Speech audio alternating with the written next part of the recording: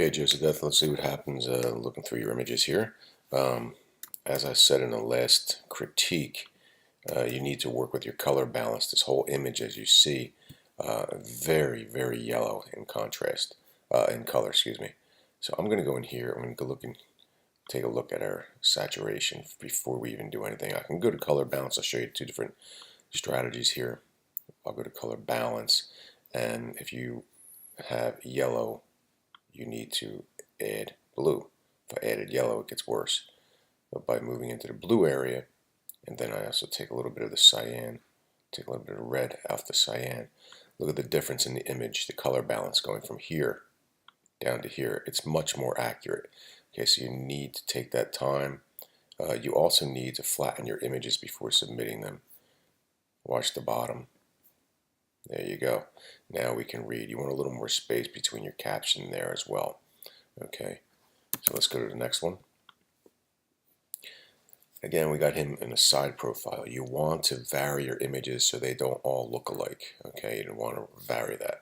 Also with this, as you know, you see the flash remnant right up here. Why have it in the image? Why not just make the image this? Okay, now we don't have that harsh flash. You do have a harsh shadow, which means you need to soften your flash, bounce it, and try to diffuse it a little more. That's why early on I stated to use that tissue paper or some kind of other paper towel or whatever over top of the flash to soften that image. But as you see here, also you have flash remnants all over your subject. Okay, so maybe the burn tool takes some of that away. That's before, and that's after. So here's your original image, and then we come down to here. Okay, before the burn tool, after the burn tool. It takes that hot flash area out of there. Same thing with the arm. Watch the arm here and there. Alright, so start using that. Also down here, as you can see, I can use the burn tool and watch what happens over there on the left side. You get more detail because it's taking all that hot flash out of the equation here. Every image we have him sitting in the same place doing the same thing, and this is what I said in the last critique, not to use the same type of images. Maybe him putting the clothing on a dummy, maybe a person on a model doing something where we see a different version of this person. All he did was sit there and turn his head, and you took the same shot. If I was an editor, which I formerly was, I would probably have you go out and reshoot everything again because we don't have enough varied images. You also ran the arm right to the very edge. There's hardly any space between here. Okay, that tiny little bit of separation is all we see. So you need a little more separation there. Also, you got to work on that flash and the color.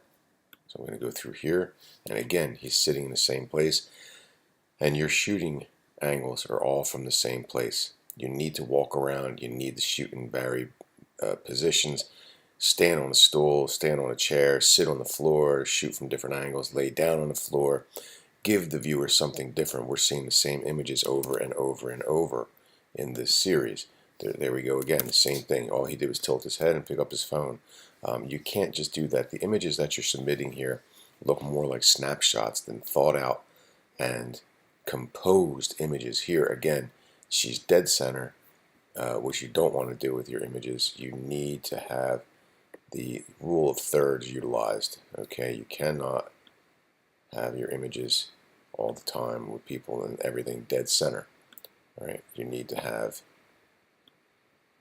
there we go, your images like that.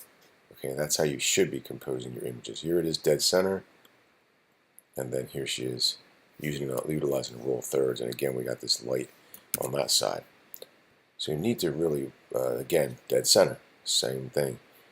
You need to learn what composition actually is. Keep looking on the web for the rule of thirds. Also look at Fibonacci's ratio, which the rule of thirds actually came from. It's called Fibonacci's ratio, and almost everything in nature and in life and in art and culture are based upon Fibonacci's ratio. So look it up.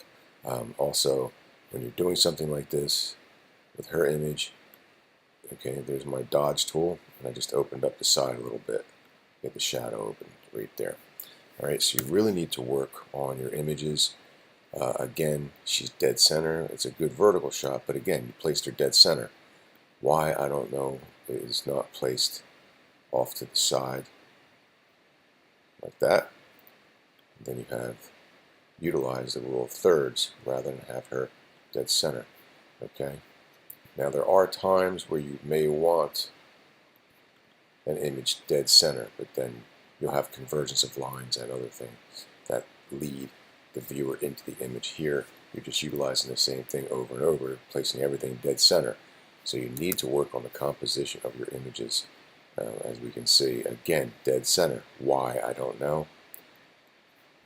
Utilize this rule of thirds. Or if you wanted to make it dead center, make it a portrait image. And you could also make it like this.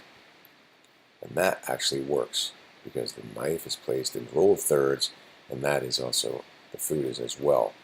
Now if I go in here, I'm going to look at your levels, and we're going to see that you're missing a lot of information, and that is the brightness information right in here. And look at how your image just pops. I'm going to bring a little more contrast back.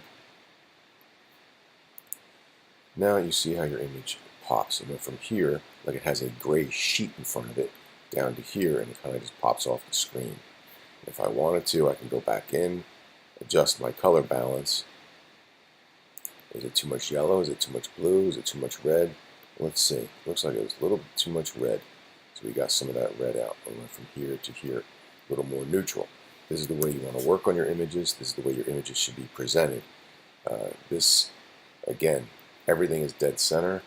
I don't know why everything has to be placed dead center. This would be a great shot if you utilize the rule of thirds. We don't need the tray, we don't have the countertop, we don't need that as well. That is just an added line that takes away from the food. Now this image works, okay? It does need to be balanced, but it is a much stronger image than this one as we go to that one. Now that is more of a composed, thought out, and structured image, and that's what you want to be doing. Okay, so you need to work on your images. Your essay should have been one person all the way through, rather than having two different people having almost the same identical shots in every single image. You do have a couple variations, but you really need to put a lot higher effort into your work while you are shooting. All this should be done in camera, not in post-processing, because you may be shooting one day and you may turn around and have an editor or a reporter say, hey, give me your cards. And now they take your cards and you have no chance to go work on any of your images. What you shot in your camera will go right back to the publication where they will take them. And if they are not composed and executed properly for exposure and everything is all set inside that camera, probably be out of a job. I know I would have been, that's for sure. So I had to work in film.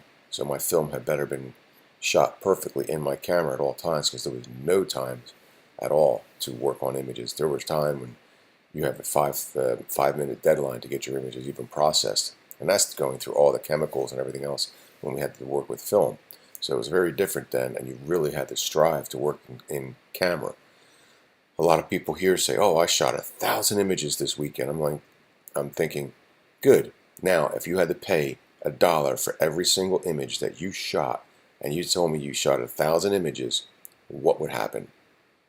Yeah, that would be very expensive. That is what it used to cost when we developed film. My images, my film, my time, my chemicals, everything came out, and we averaged it to about $1 per image, not per roll, per image while we were shooting. So you really had to get it right in camera. That's what you should be working on. Again, same thing here. It's underexposed. You got the rule of thirds, not even considered. A bunch of hands. This could be such a very strong image. So we got 3 hands coming in, and this could be one heck of an image if it was done right. Okay, you need to work on placement. You need to work on the color. I don't see any flash going on in here. These images all look like snapshots. Although some of the images can work, you really need to put a lot higher effort into your work overall.